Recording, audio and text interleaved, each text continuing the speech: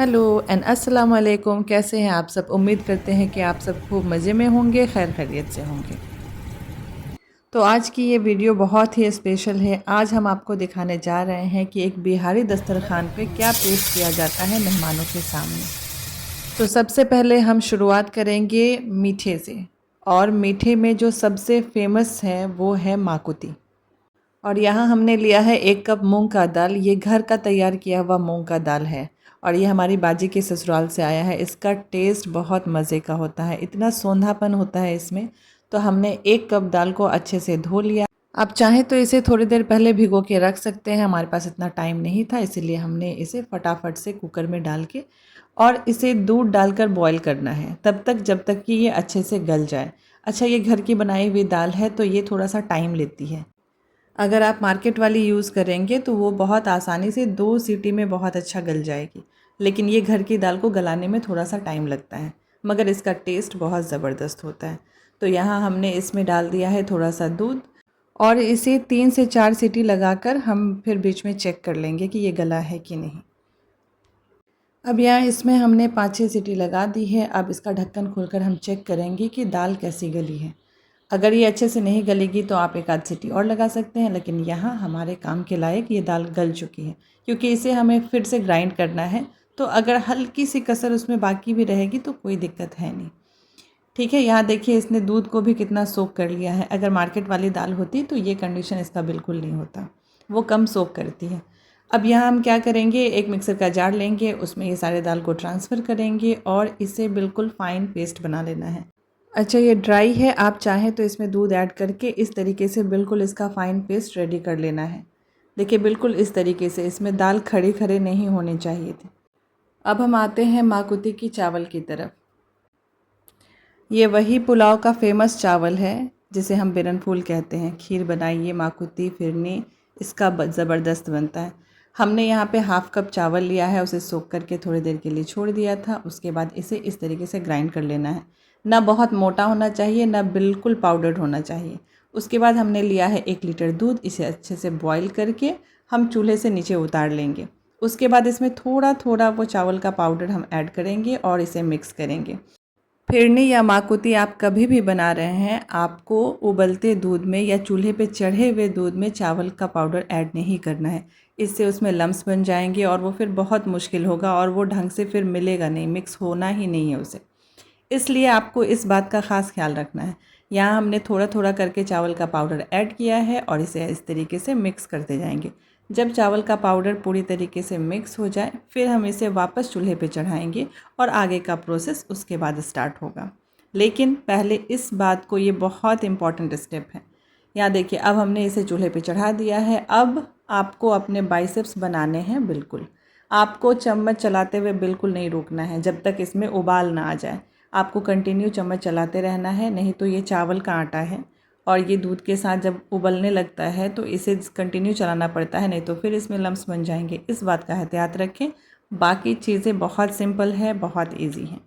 इसे इसी तरीके से चलाते हुए आप इसमें चम्मच लगा के देखेंगे। जब चावल के जो दाने रहेंगे वो ट्रांसपेरेंट दिखने लगेंगे तो आप समझ जाइए कि आपकी चावल पक चुकी है इसके अंदर। यहाँ ये ऑलमोस्ट डन है, हमने चेक कर लिया है। अब हम इसमें ऐड करेंगे जो हम लोगों ने दाल का पेस्ट तैयार करके रखा था वो। अच्छा, कोशिश करेंगे अगर ये लिक्विड ही रहेगा तो कोई इशू नहीं है, लेकिन ये दाल थोड़ा थिक है तो हम क्या करेंगे, इसे थोड़ा थोड़ा डाल के और उसके बाद इसे मिक्स करेंगे।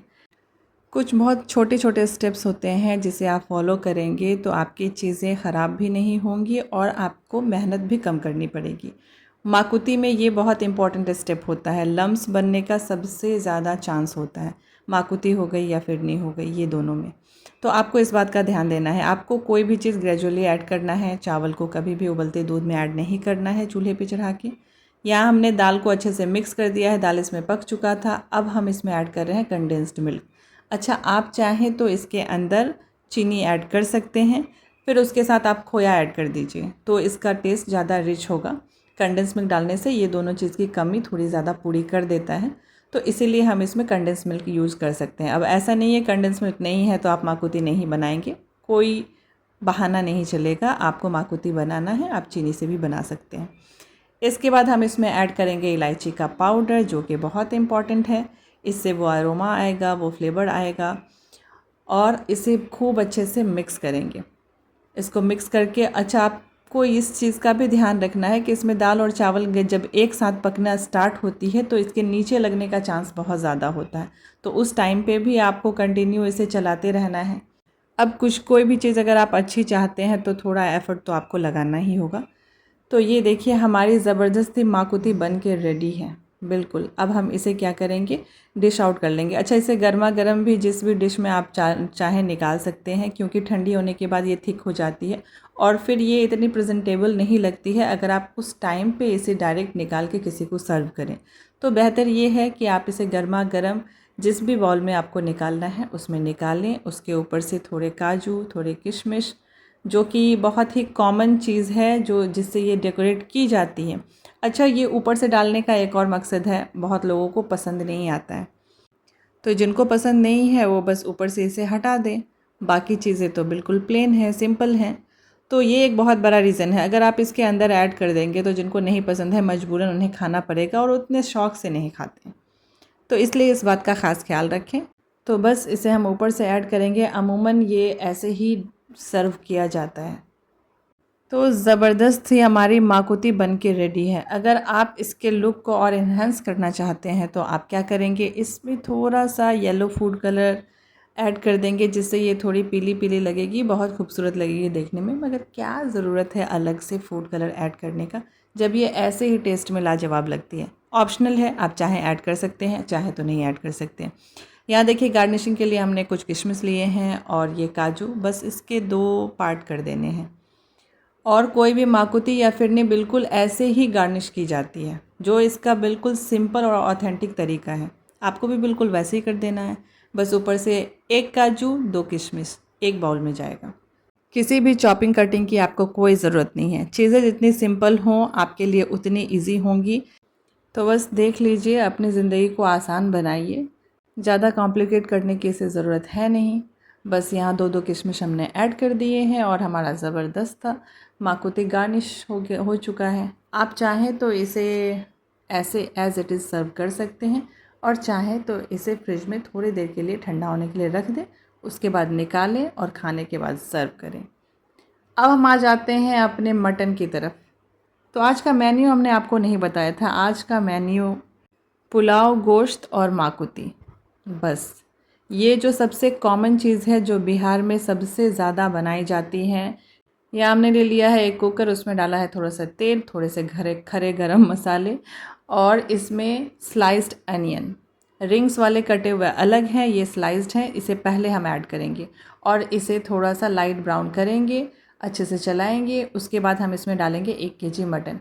अच्छा, मटन की रेसिपी मेरे चैनल पे ऑलरेडी है, अगर आप चाहें तो जाके उसे देख सकते हैं।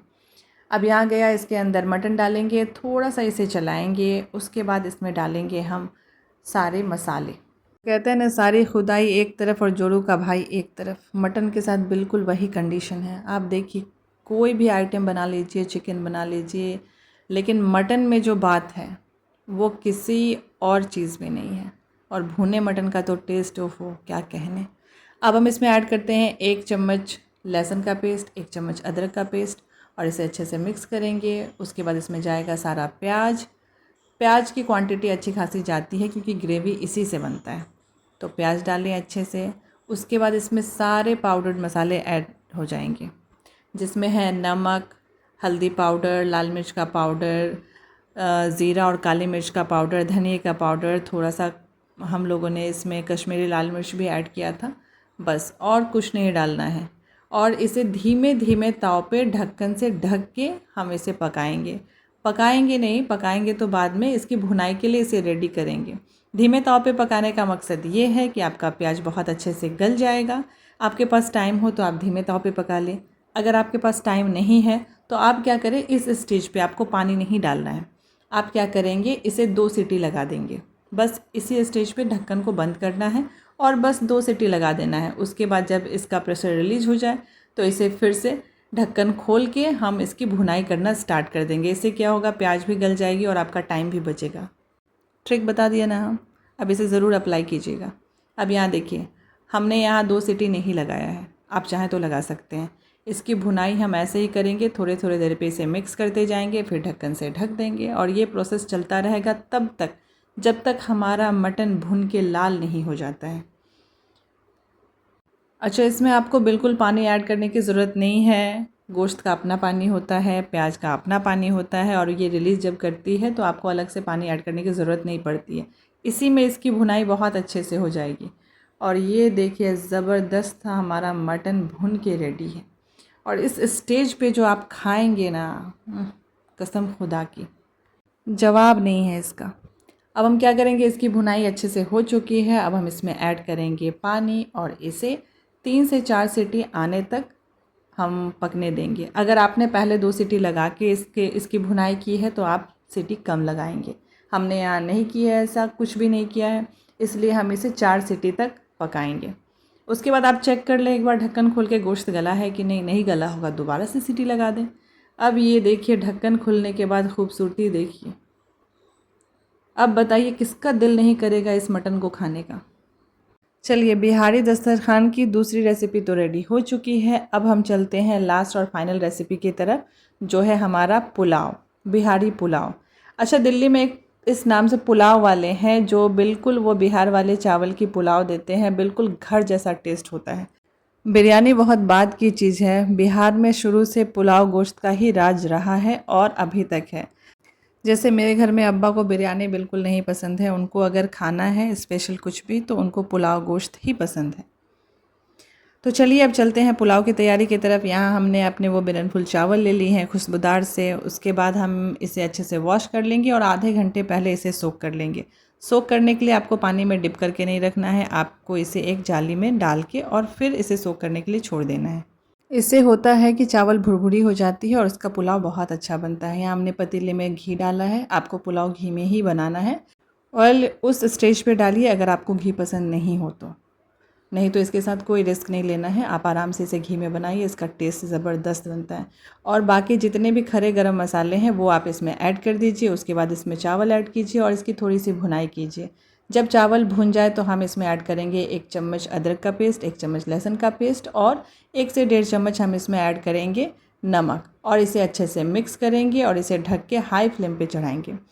जब ये इसमें एक उबाल आने लगे तो इसे अच्छे से मिक्स करके फिर हम इसका फ्लेम मीडियम टू लो पे करके ही इसे बनाएंगे। अच्छा, इसकी डिटेल रेसिपी मेरे चैनल पे ऑलरेडी अवेलेबल है, आप चाहें तो वहाँ जाके विज़िट कर सकते हैं, अदरवाइज़ हम इसे डिस्क्रिप्शन बॉक्स में ज़रूर मेंशन कर देंगे। अब यहाँ देखिए बीच बीच में इसे इस तरीके से चलाते रहेंगे और फिर ढक्कन से ढक देंगे तब तक जब तक इसका पानी खुश्क नहीं हो जाता है। इस स्टेज पे आप चावल को चेक कर लें, अगर आप ये नरम लग रहा है तो ये रेडी है। इसके ऊपर से हम फूड कलर ऐड करेंगे और इसे फिर से ढक देंगे। अब चलते हैं अपने बिहारी दस्तरखान को लगाने और पेश खिदमत है ये हमारा मुसलमानी दस्तरखान। अच्छा, हमारे यहाँ डाइनिंग टेबल है लेकिन मेरे अब्बा को बिल्कुल नहीं पसंद है डाइनिंग टेबल पे खाना, इसीलिए हम चौकी पे ही लगाते हैं। पहले जब वो उनकी कंडीशन अच्छी थी तो वो नीचे बैठ के ही खाया करते थे, हम लोग सब नीचे बैठ के खाते थे। लेकिन अब उनकी एज हो चुकी है, घुटने में थोड़ी प्रॉब्लम हो गई है, इस वजह से इस चौकी पे ही दस्तरखान लगता है और इसी पे बैठ के हम लोग सब खाना खाते हैं। तो ये हमारा है डाइनिंग चौकी। अब यहाँ देखिए ये जो आम है ये है चौसा और ये गज़ब का मीठा होता है। जितने लोग बिहार से बाहर रहते हैं वो इन चीज़ों को बहुत मिस करते हैं। यहाँ देखिए पुलाव की प्लेट लग चुकी है और हम इसे ऊपर से तली हुई प्याज से गार्निश कर देंगे, जिसे हम बिरयानी कहते हैं और इसे बरिस्ता कहा जाता है। उसके बाद है हमारे साथ ये सलाद, बहुत सिंपल सा, आपको खीरा काट लेना है, प्याज है, अब्बा नमक नहीं खाते हैं खीरे सलाद में तो हम लोगों ने इसे बस ऐसे ही रखा है। तो बस पेशे खिदमत है हमारा बिहारी दस्तरखान। इस रेसिपी को आप लोगों को ज़रूर ट्राई करना है, एक बार इसे ट्राई करना तो बनता है। आप ये कंप्लीट मील बनाकर देखिए और सब आपकी तारीफ़ करते नहीं थकेंगे। चलिए मिलते हैं फिर एक नए वीडियो के साथ। दुआओं में याद रखिए, अपना ख्याल रखिए, अपनों का ख्याल रखिए, खुश रहिए। अल्लाह हाफ़िज़।